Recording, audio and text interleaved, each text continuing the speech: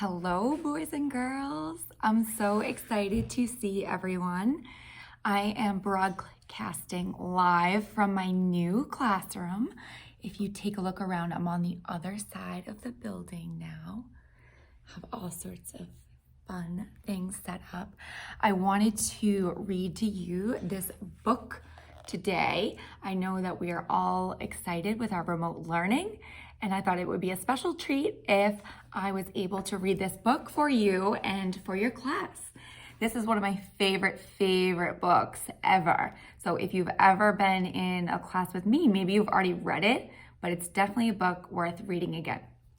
This book is called Stand Tall, Molly Lou Melon. So her name is Molly Lou Melon, and this book is written by Patty Lavelle, and it's illustrated by David Catrow.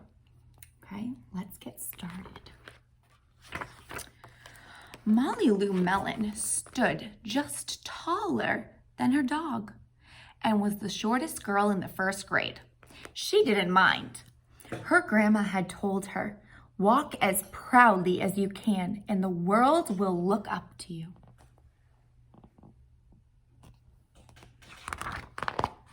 So she did.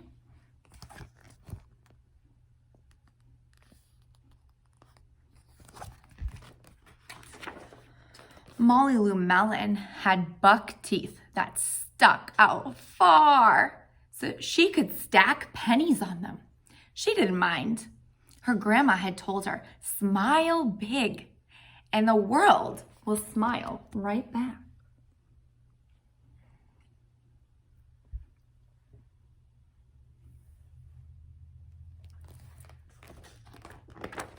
So she did.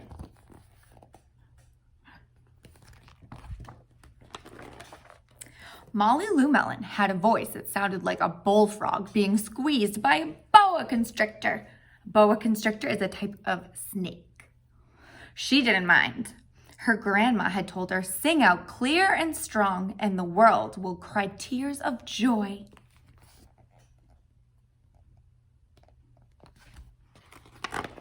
So she did.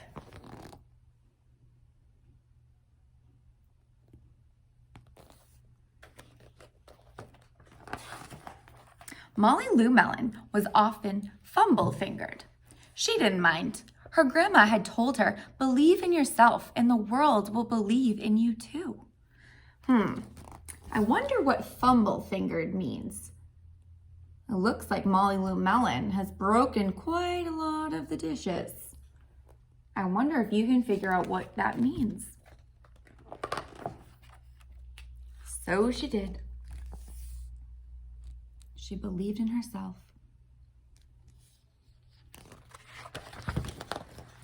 Then Molly Lou Melon moved to a new town. She had to say goodbye to her grandma and all of her friends.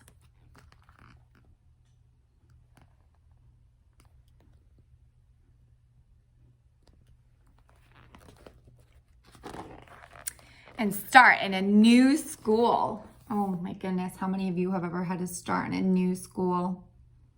I bet she's a little bit nervous. On her first day of school, Ronald Durkin called her Shrimpo in gym class. When the game started, Molly Lou Melon caught the football, ran under the legs of Ronald Durkin, and scored a touchdown. All the children thought, "Wow, she's good." And Ronald Durkin felt very foolish. On the second day of school, Ronald Durkin called her Bucky-Tooth Beaver. Molly Lou Melon took out her pennies, stacked 10 high on her teeth, and smiled as big as day. All the children smiled with glee, and Ronald Durkin felt very foolish. So here are all the kids and Molly, and there's Ronald. He feels very foolish.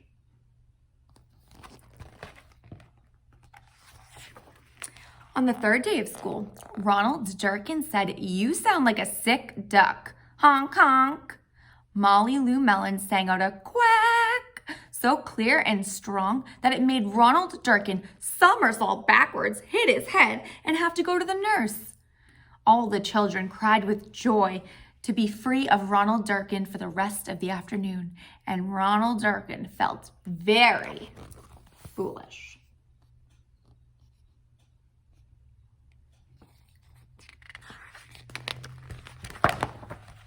On the fourth day of school, Ronald Durkin said that she'd made the snowflake all wrong. But Molly Lou Melon opened up her paper and revealed the most beautiful snowflake of all. All the children oohed and ahed, even Ronald. Here's her snowflake.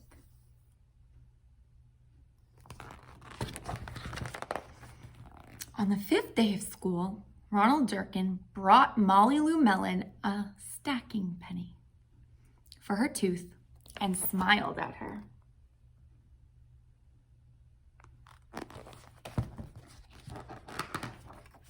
That night, Molly Lou Melon took out a pencil and paper and wrote her grandma a letter.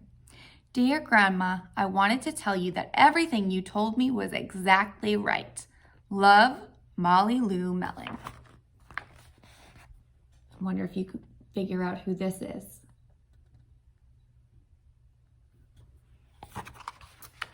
I hope you enjoyed this story. I'm looking forward to seeing everybody in school in a couple of weeks. Have a great next week with remote learning, and we'll see you soon.